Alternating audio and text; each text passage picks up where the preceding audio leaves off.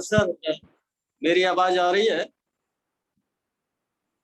मेरी आवाज पहुंच रही है? आ रही है, बोलिए बोलिए। हाँ, क्योंकि स्लो आवाज आ रही है ना उधर से, इसलिए। हाँ, हम देखते हैं कि वेदर बदलता है, मौसम बदलता है, कभी बरसात होती है, कभी धूप निकलती है, कभी सर्दी पड़ती है, जीवन बदलता है, मनुष्य का जीवन बदलता है। पहले बच्चा होता है, फिर वयस्क होता है, फिर ओल्ड स्टेज में आ जाता है, और अंत में जो है जाके वो डाई हो जाता है, मर जाता है। पेड़ पौधे बदलते हैं, पहले छोटे होते हैं, फिर ग्रोथ करते हैं, फिर उन पर फल लगता है, अंत में जाके खत्म हो जाते हैं। जीव जंतु बदलते हैं, लोगों के विचार बदलते हैं, परिस्थितियां बदलती हैं, सूर्य अपनी पोजीशन को बदलता है, चंद्रमा अपनी पोजीशन को बदलता है। ठीक है, तो इसी प्रकार से हम देखते हैं कि जीवन में और हमारे आसपास के वातावरण में प्रत्येक चीज बदलती है।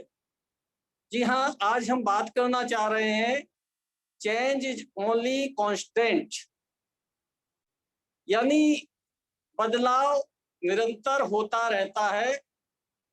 मीन्स नथिंग इज परमानेंट, स्थायी कुछ भी नहीं है।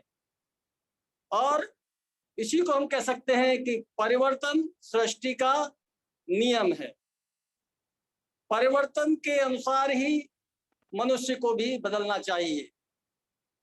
हम लोग देखते हैं कि पहले टेक्नोलॉजी बदली, क्या टेक्नोलॉजी थी, आजकल जो है कितनी टेक्नोलॉजी आगे बढ़ रही है। देखिए, हम इसी वेबिनार का ही उदाहरण ले लेते हैं। कई लोग बंगलौर में बैठे हैं, कई इलाहाबाद में बैठे हैं, कोई कहीं बैठे हैं, कोई कहीं है, और सब एक जगह जुड़े हुए हैं। आज से करीब करीब 30-35 साल पहले हम लोग क्या करते थे कि एक दूसरे से कम्युनिकेशन करने के लिए चिट्ठियां लिखते थे। वो हफ्तों में पहुंचती थी, उसके बाद उसका जवाब आता था, तब पता चलता था। तो कहने का मतलब ये है कि प्रत्येक चीज जीवन में बदलती है। अब जब प्रत्येक चीज जीवन में बदलती है तो कोई भी चीज स्थिर नहीं है। इवन देन हम लोगों के विचार भी बदलते हैं। मतलब आज हम क्या सोच रहे हैं, क्या प्लान बना रहे हैं, कुछ दिन तक तो हमारे दिमाग में वो प्लान रहेंगे, और उसके बाद फिर हमारे वो भी प्लान चेंज होने लगते हैं। तो परिवर्तन सृष्टि का नियम है, इससे हमें घबराना नहीं चाहिए। कुछ लोग होते हैं कि देखते हैं कि आज मेरी पोजीशन बड़ी कंफर्ट है, जो उनमें हम लोग जी रहे हैं, कल पता नहीं क्या होगा। अरे भाई, होगा तो होगा, और होता रहा है, इसको कौन रोक सकता है? ये तो परिस्थितियों के अनुसार हमें अपने आप को चेंज कर लेना चाहिए। उसी में हमारा जीवन आनंदमय व्यतीत होगा, और हम सफलता की राह पर बढ़ेंगे। तो अभी हम रिसेंट ही में ही देख रहे हैं, करीब 2 साल से कौन कौन सी परिस्थितियां आई हैं। देखिए, पूरे वर्ल्ड में कोविड फैला है, और फैला था, और अभी हम उससे जो है धीरे धीरे धीरे धीरे निजात पा रहे हैं। उसकी खोज हुई है, वैक्सीन खोजा गया है, वैक्सीन लगाया जा रहा है, डॉक्टरों ने भी बड़ी मेहनत की है ना, तो उस पर काबू पा लिया गया है।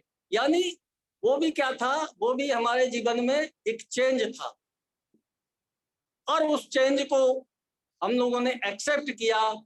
और ना कि भाई ये तो परिस्थिति थी, और उस परिस्थिति को हमने अपने आप में उसके अनुसार ढाला तो हम लोग सरवाइव किए और उस परिस्थिति, आज वो परिस्थिति भी बदल चुकी है। तो कहने का मतलब ये है कि कोई भी चीज स्थिर नहीं है, बदलाव जीवन में होता है और बदलाव एक सृष्टि का नियम है। मैंने ऐसे लोगों को भी देखा है जो कुछ नहीं थे, जिनके पास कुछ नहीं थे और आज वो बड़ी ऊंचाइयों पर पहुंचे हुए हैं। और मैंने ऐसे लोगों को भी देखा है जो कि बहुत ऊंचाइयों पर थे और नीचे आने में उन्हें देर नहीं लगी।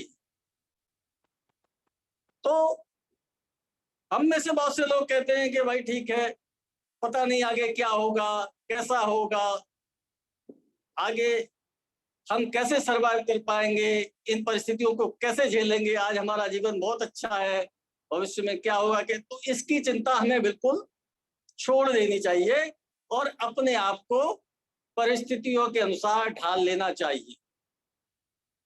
और अतः हम ये कह सकते हैं कि परिवर्तन को हमें एक्सेप्ट करना चाहिए और जो परिवर्तन का सिद्धांत है वो हमें अपने माइंड में अप्लाई करना चाहिए और अप्लाई करने के बाद इसे अपने जीवन में इसके अनुसार चलना चाहिए। और जो कुछ हमने परिवर्तनों से सीखा है, जो कुछ हमने अपने लाइफ में इस बदलाव से सीखा है, उससे अपने लाइफ में ढाल करके, अपने जीवन में ढाल करके आगे बढ़ना चाहिए और हमें जो जीवन मिला है उसको एंजॉय करना चाहिए। ये 4 स्टेप्स हैं इसको अप्लाई करने के लिए कि लर्न इट, ये जो परिस्थितियां हैं, ये जो बदलाव हैं, इनसे हमें सीखना है और सीख करके एम्ब्रेस इट, इसको अपने ऊपर लागू करना है, अपने अंदर उकेरना है और इन परिस्थितियों को, इस बदलाव को हमें एक्सेप्ट करना है। एक्सेप्ट करके अपने इसको जीवन में अप्लाई करना है तो हमारा जीवन आगे बढ़ेगा और हम सफलता की ओर बढ़ेंगे और हमारा जीवन आनंदमय व्यतीत होगा। इन्हीं बातों के साथ बात समाप्त करता हूं। धन्यवाद।